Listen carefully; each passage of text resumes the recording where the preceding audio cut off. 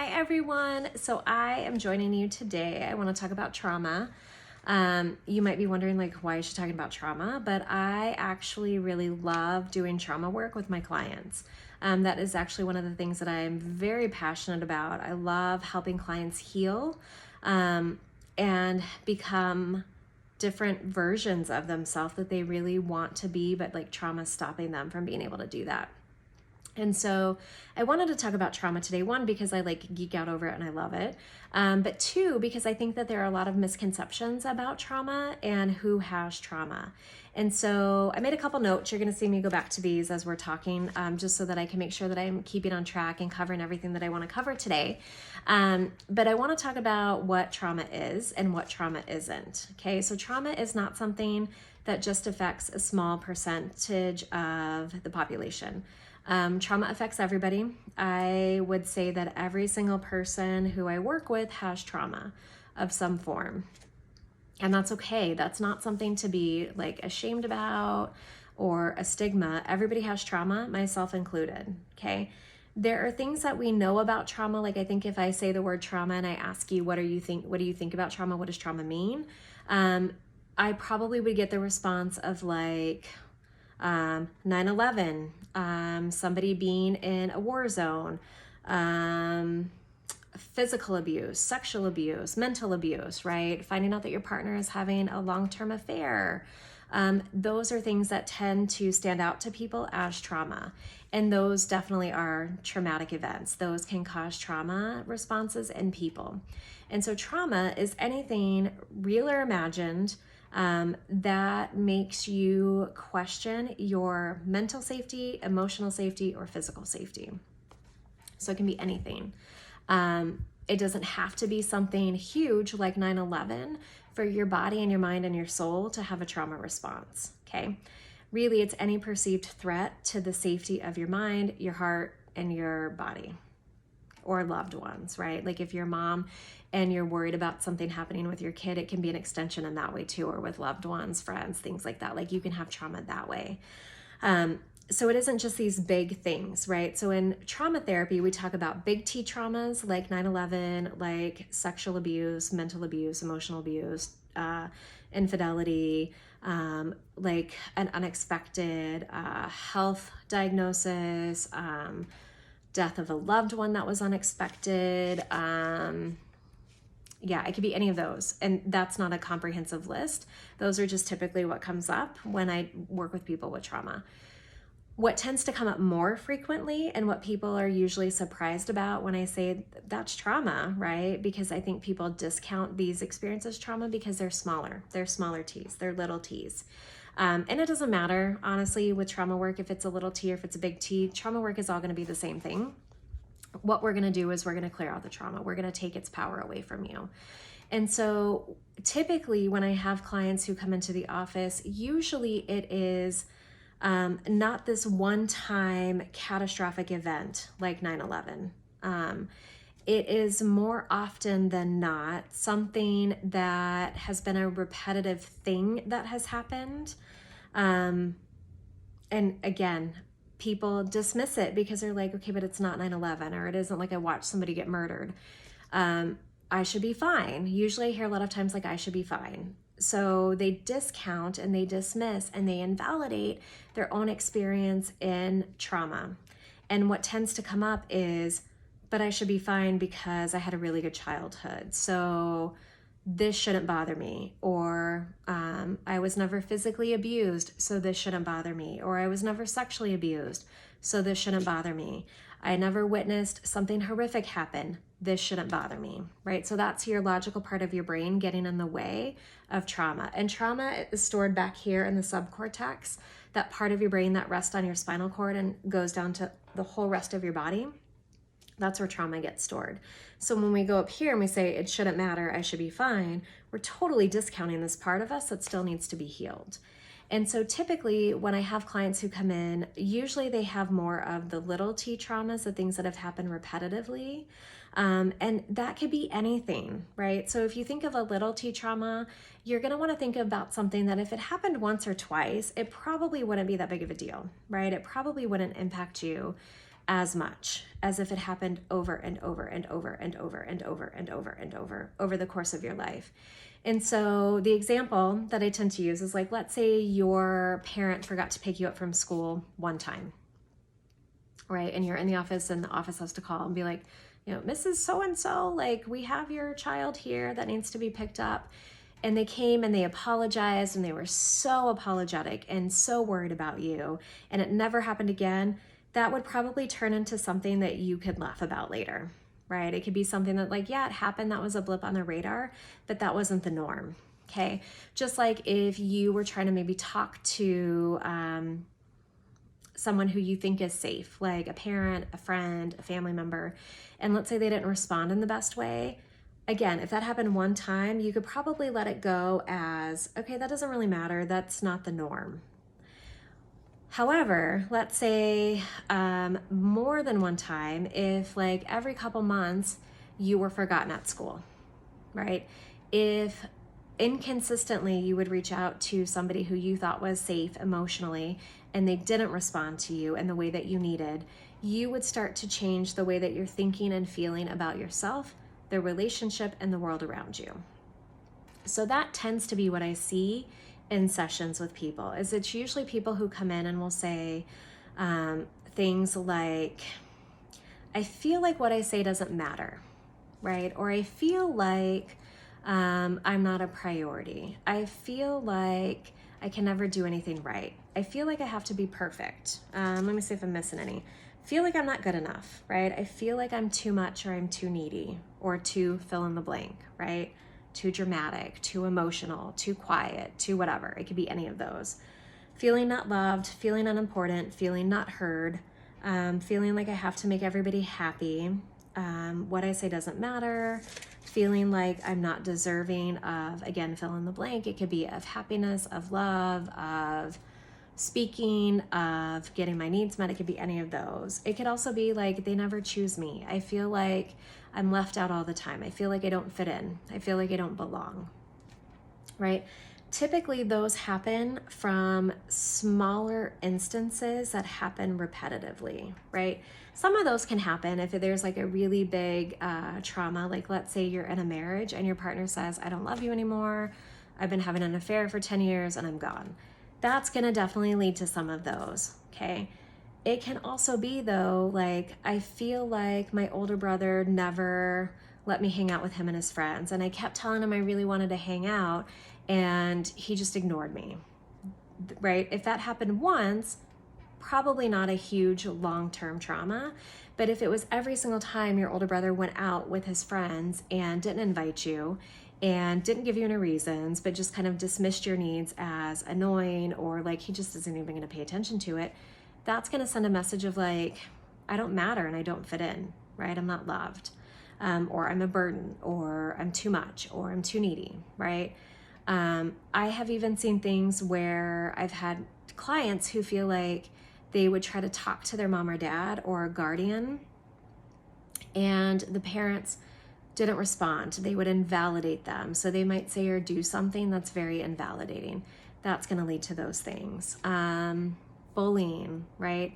I feel like bullying is more of like a bigger trauma. But sometimes I have that happen and clients are like, yeah, that happened and I was fine. Or I have clients who it was like a series of bullying and then they feel like there's something wrong with them. Oh, that's another one I didn't write down. That's another really good one. Like something's wrong with me, right? What's wrong with me that I keep getting picked on, or I keep getting dumped, or I keep having to change friend groups, or I keep getting fired, or I keep getting, like people don't respond to me on the dating sites, or, I like somebody and they like somebody else, right? It can be any of those. Those happen a lot. And so typically when a client comes in and they're sharing some of those things with me, I'm always looking for, okay, what's the trauma story? Where does this connect back to? What are those raw spots, those wounds that we need to go in and heal? And so usually when I tell clients like that's trauma, again, they'll say, oh, I don't have a trauma history. And I will say, it sounds like trauma to me, and I'll explore it a little bit. And then they'll start to identify it as like, oh, I didn't even know that that impacted me as big as it did. And so then we start to do the work on the trauma history of clearing out those negative beliefs about themselves or the world around them. We start helping them validate themselves, like letting them know that what you experienced was hurtful, what you experienced was a big deal, even if your logical brain is trying to tell you that it's not a big deal and that it shouldn't bother you. It is a big deal, and it can bother you, and it makes sense that it bothers you.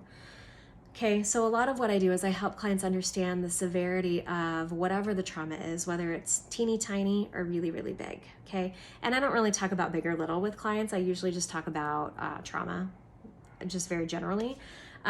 So we identify that, and then we talk about how those negative things have been an impact in their life. Oh, and body trauma. There can be body trauma too. Like if you had like chronic illness, if you had like a really scary accident or injury, that can be trauma too. I forgot about that, but I just put that out there for you. So we'll identify those things, and we'll get a plan for, okay, how do we attack the trauma, right? This is where you're going to see me geek out, and that's okay. Just go with me. We're going to start to make a plan for how do we attack it? How do we get rid of this thing that doesn't need to be in your life anymore? And so what we'll do is I'll talk about a couple different forms of therapy that I love and that I just completely get like super passionate about, and clients laugh at me and also get a little bit scared. So we talk about EMDR, eye movement desensitization and reprocessing. That is a form of trauma therapy that through bilateral stimulation, so it can be eye movements, it can be sounds back and forth from ear to ear, so kind of like Pong. Think about Pong, although we have better sounds now, like we have like nature sounds and things that go from ear to ear, or tactile, right? So it can be things that you hold, little buzzies that you hold onto, and they just buzz back and forth. And so what that does, what that bilateral stimulation does, which is so cool, is it connects both hemispheres of your brain. So the emotional part that has the trauma, and then the logical part that's fighting with this part. And so what the bilateral stimulation does is it forces both parts of the brain to work together at the same time, at the same speed, at the same intensity, and it creates this whole massive pathway between the two hemispheres, which allows for rapid processing from the emotional side where trauma is stored. Doesn't matter size, big or little, it's stored over here, because our brain doesn't know what to do with it, so it like locks it over on the side, like it vacuum seals it, keeps it hostage over here. And so the bilateral stimulation allows us to open that and move it over, right? And it does it on its own. So it's not me like brainwashing you. I don't have that power. I really wish I did, because I would use it on my 10-year-old all the time at bedtime. Or I'd be like, let me go to Hawaii for free, right? I just Jedi mind trick somebody. I don't have that power. I don't. I'm not brainwashing. I'm not Jedi mind tricking. I'm not actually really doing the healing, right? It's really your brain and your body, which is why I love it, is because it's so intuitively you. Your body and your brain know what to do to heal if we give them the right resources. Just like if you get a cut, your body knows how to heal that, right? If you get a cold, your body knows how to heal that, okay? Our brain knows what it wants to do, but it can't do it because it doesn't have the resource or the power to do it. And so that's what EMDR does. What I do during that time is I'm helping you walk down that pathway. I'm there with you, helping you make sense of what's coming up. So it's almost like we're walking down this trail together, and I'm like, oh, like, look at this pretty thing over here, right? Look at this thing. Why don't we take a look at that, right? And people tend to not want to look at it because it doesn't feel good. I know I called it pretty. I think any healing is pretty. And so I might say, like, look at this thing over here. Let's look at that, right? Or that sounds like something that could be connected to this. Can we explore it? So it's almost like I'm the guide, right? And I'm not the expert on you. Please don't misunderstand that. I am totally not the expert on you. Only you are the expert on you. But I know EMDR and I know trauma. So it's almost like I'm walking along this path with you, saying like, why don't we look at this path today? Or let's follow this thing that keeps coming up, right? Like you're wanting to go down this pathway. Let's do it. Let's go and let's see what happens. Let's explore it, right? So I'm like the guide, I'm like the cheerleader, I'm the validator. So I'm going to be validating and normalizing a lot of what comes up and helping you make those connections so that there can be healing and that there can be release. So EMDR is one form. Even better than EMDR, look at how excited I get. I totally just geeked out, is brain spotting. Okay. So brain spotting does the same bilateral stimulation, not the eye movements. So brain spotting can do auditory, it can do tactile. Typically we do auditory. And then what we do It's going to sound crazy. Just go with me for a minute, and it totally works, and it's amazing. And yes, I drank the Kool-Aid, and I'm totally in. But is we find a brain spot in your visual field. So you might be like, what the heck is a brain spot? A brain spot is a doorway, a connection between this front part of your brain, the prefrontal cortex, and this back part of your brain, the subcortex. And what that does, why that's so cool, is that it allows for whole body and brain healing. So this part of your brain where trauma is stored, that connects to your spinal cord and goes all through your body, it taps into that. And what it does is through that brain spot is it allows, it's almost like you're allowing your body to line up and become aligned and do what it needs to do to heal. Okay. And you might be thinking like, I'm going to stare at a spot in the sky and I'm going to feel better. Yes. And I totally thought the same thing when I went to brain spotting training. So at EMDR training and brain spotting training, we practice on each other so that we can learn, one, how to do the technique and also to experience what it feels like as a client to go through the work. EMDR training, I was super skeptical. I was like, really, you're going to shake your fingers at me and I'm going to feel better? Like, why did I just spend all this money on this training? That was in 2008 and 2009 because it's a 2-part training. And what I focused on is still totally gone, even though the trigger is very much there. So I was able to almost like remove a button that tends, when it would get pushed, I would go into these negative places. Okay, and it's like the button has just been removed. Trigger's still there, no button, no reaction, doesn't even faze me. Okay, and that was 12 years ago.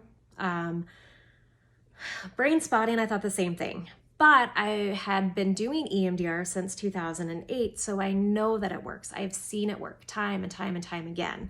And so I heard that brain spotting was better than EMDR, and I had to do it. So I went to the brain spotting training, and I remember it was 3 different days. It was a Friday, Saturday, Sunday.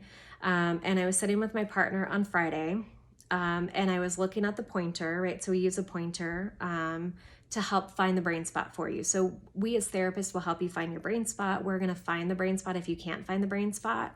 And then we're going to help you stay in the brain spot for the session while you're processing and you're making connections.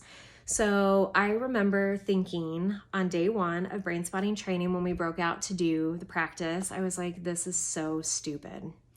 And it totally wasn't. That was me just being defensive and not wanting to go deep into the work. And so I was working with my partner, Shami, that day. She was awesome. And I remember her holding the pointer. So you hold it right in front of the client and you go side to side, like off horizontal axis. And I remember not really thinking, I went back to the EMDR work. I went back to that. I'm like, I'll just see what's still there, if anything's still there, because I thought I was fine. And I remember her going over here on this side, and it felt like great, right? Like I felt like at peace. It was like puppies and beach and like all kinds of good things. And then she started going back this way, and it was like the intensity cranked up and my throat got so tight. Like I had a physical sensation, and that can be trauma. Like you might notice like a heaviness in your chest, tight throat, pit in your stomach, lightheaded. It could be any of those. Mine was all here. And what came out as I was over here, so I was like, my brain spot was on my left side. And I remember for the first 5 or 10 minutes thinking like, I can't believe I'm just staring at a pointer, but like clearly there's something happening. Like I can feel it in my throat, but I can't believe I'm just staring at this pointer. Like nothing's going to happen. And then all of a sudden these things just started shifting. I started seeing like this, almost like a rapid slideshow of things, like, and it went back to my thyroid removal back in 2011. And there were things that were coming out with that and reasons why I had to have it removed. And then it went to things with my kids and feeling like I'm not a good enough mom and things like that, which I didn't even know were there. Okay, so that was day 1. And I felt really good after brain spotting. So we did, I think about like 30 minutes each person. And I felt really good day 1. I was like, all right, well, clearly there's something to this. So day 2, I went in with like, okay, I'm going to work on this thing, right? Because day 1, I was just kind of in denial and I didn't want to go into the hard emotions. So day 2, I went into something different. And I felt super raw at the end, but there was a lot of good shifting and processing that was happening. I just felt really raw at the end. And then day 3, I felt like a completely different person. Like I felt lighter. I felt, it almost felt like the world was brighter, and I felt like I had space, right? I felt like I had cleared stuff out that I didn't even know that I had packed away. Okay. And so I remember talking to two of my friends during that time. So I talked to my friend Jamie, I talked to my friend Cherise, and I was like giving them updates every day. And they've even noticed a difference in like just how I've been like presenting since brain spotting. Cherise likes to joke that I'm like more emotionally like squishy, right? But I feel like I have space to be able to give more and to be more excited and to be more myself. What I like about both is that both are founded off you healing yourself. So in both examples, it really is giving your body and your brain the tools it needs to heal itself. So again, it's not the therapist doing anything except being the guide and walking on that path with you. But it's allowing your body to heal. It's giving your body those resources. Both are great. I prefer brain spotting just because I've seen it do much deeper work in a much quicker amount of time. Brain spotting is also really good for people like me who like to avoid negative emotions because you can't avoid it. It's just going to happen, right? I thought I was fine on day one and then all this stuff came out and I'm like, I guess I should focus on some things. So brain spotting is really good with that. And I have used that with clients before where we've started with EMDR and they get to a stuck point or like they stop themselves from feeling their feelings and we switch to brain spotting and it's like they open the door to all the stuff that they were trying to avoid. So both are great. Both are amazing. Both are really quick. Both are really effective. And so typically with EMDR, I'm noticing clients resolve things within like 8 or 9 sessions of doing EMDR. Typically what happens is they resolve it and they're like, could I use it on this thing over here? And so then we use it on something different.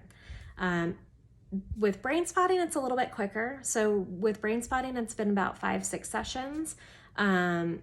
Again, the same thing happens is people realize how great it is and how much better they feel and how much they've healed. And then they want to use it on something different. Okay, so that can be used anytime. We have a bunch of therapists that are trained in it, so we would love to help you with that. So those are 2 forms of interventions or therapies to heal trauma. I really want to reiterate though, that everybody has trauma and that does not make you bad. That does not make you like something's wrong with you, something's bad with you. That is nothing to feel shame for. Everybody has it. Okay. We cannot be human in this world and not have trauma. And it doesn't matter how big or how little it is. Those are the things that we're carrying with us that keep us stuck in old patterns. And so what I really want to share is that it's okay to look at the trauma. It's okay to do the work on things that logically you might be saying, I should feel better, but I don't. Go in and do the trauma work because you are going to feel so much different. You're going to feel so much better, right? It's going to feel like a relief as you do that work because you are going to get to a place where you are feeling like your authentic self and how you've always wanted to feel. And so I would encourage you guys to reach out and to do that work. Again, everybody has trauma. If you're thinking like, well, I don't have trauma, I would encourage you to think about some of those like negative beliefs that I talked about to see if any of those resonate.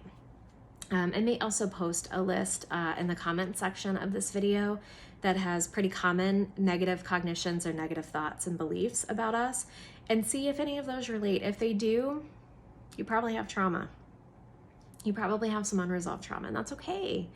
That is not me saying like, that's not me judging you or criticizing you. That's me trying to help you hold the mirror up and really look at these parts of you that would be so good to heal.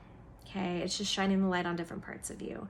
And so I hope that you would be willing to do that work. If you have questions, if you have concerns, if you're ready to jump in and do the work, reach out to us. We would be more than happy to help. So thank you for joining me. I hope my excitement about trauma and EMDR and brain spotting at least entertained you for a little bit with how like goofy and nerdy I get over it.